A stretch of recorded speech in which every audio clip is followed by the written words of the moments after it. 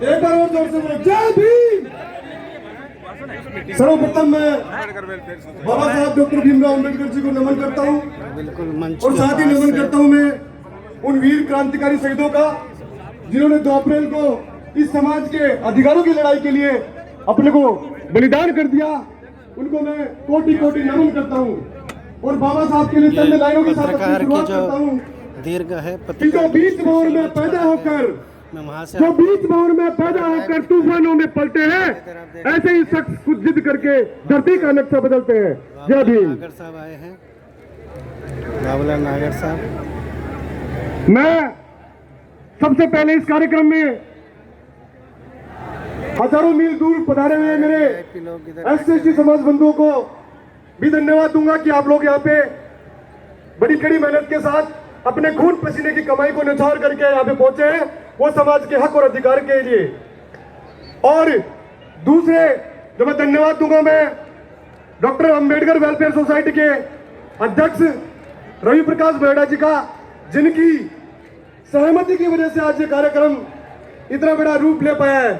क्योंकि हम एक छोटे से कार्यक्रम में झुंझुनू में मिले थे सभी यूथ लोग, और उन्होंने मिलकर तय किया था कि हम छोटे छोटे कार्यक्रम हमेशा रोज करते हैं और 2 अप्रैल पे भी हमेशा छोटे छोटे करते हैं, तो क्यों नहीं इसको एक बड़ी ताकत के रूप में उभारा जाए। इसके लिए हमारे बुजुर्गों का हमें आशीर्वाद जरूरी था, क्योंकि उनके बिना ये सब होना पाना सक्षम नहीं था। तो रवि प्रकाश बेड़ा जी ने इसकी सहमति प्रदान की और फिर अंबेडकर वेलफेयर सोसाइटी की कार्यकारिणी और फिर राष्ट्रीय समाज के जो विभिन्न संगठन थे उन्होंने मिलकर इसको अमली जामा पहनाया। उन सभी को तहे दिल से धन्यवाद। देखो, मैं एक बात कहना चाहूंगा, देखिए कि कार्यक्रम होते रहेंगे, मंत्री बैठते रहेंगे, टीकाराम लेकिन खिलाड़ी लाल जी एक बात ध्यान में हमेशा डाल लो और अभी से डाल लो कि जो ताकत यहाँ इकट्ठी हुई है ना, इसको ज्यादा मत जाने देना।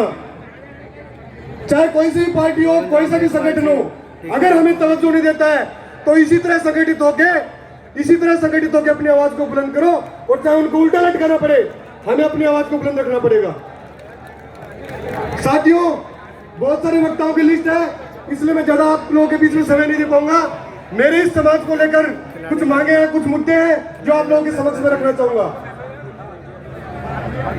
हमारे युवाओं से संबंधित जो मामले हैं, जिसके लिए आज हम आरक्षण की मांग भी बढ़ाना चाह रहे हैं, 2% एसटी की और 2% एसटी की, उसमें पहले ही कुठाराघात हो रहा है कि जो रिजर्वेशन है 16% एसटी का है और 12% जो एसटी का है, उसमें पहले से ही कटौती करते हैं, वही अभी तक पूरा नहीं दिया जा रहा।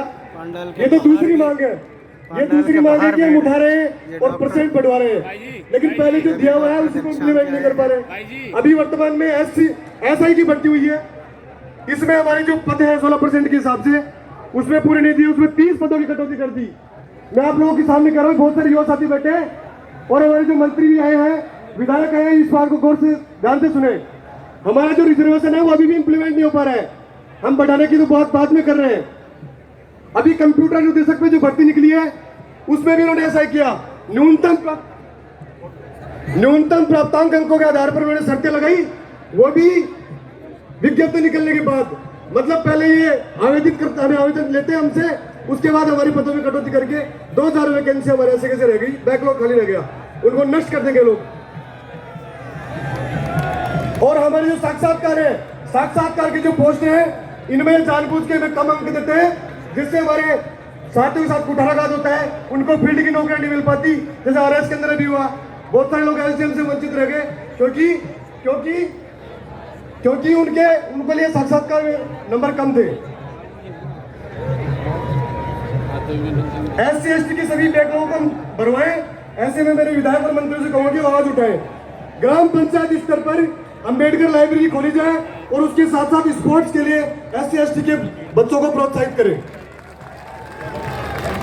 एससी एसटी की जमीनों को कब्जा मुक्त करवाने का कठोर कानून बनाया जाए और खाली पड़ी सरकारी जमीनों, जिनपे जो गरीब हमारा समाज है, जिनके पास कभी जमीनें नहीं रही, उनके लिए ये मुहिम चलाई जाए कि उनको जमीनें मिले, जो भूमिहीन रहे, जो मजदूर है।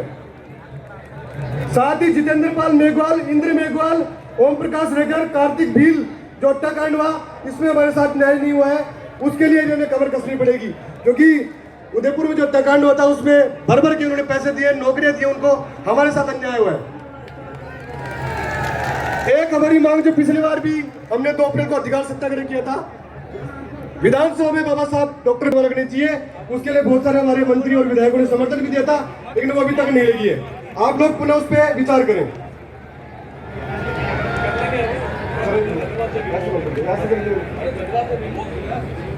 संविदा भर्ती में 2011 की जनगणना के अनुसार SC/ST के लोगों को भर्ती किया जाए।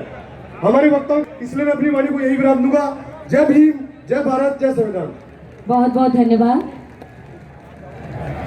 मैं पुनः निवेदन कर रहा हूं कि हमारे बीच में हमारे अति विशिष्टगण अतिथिगण यहाँ आ रहे हैं, विधायक, सांसद, तो जो इधर आगे की 2 रो हैं वो खाली रखें उनके लिए, और उधर पांडाल खाली पड़ा है, वो भी VIP एरिया है।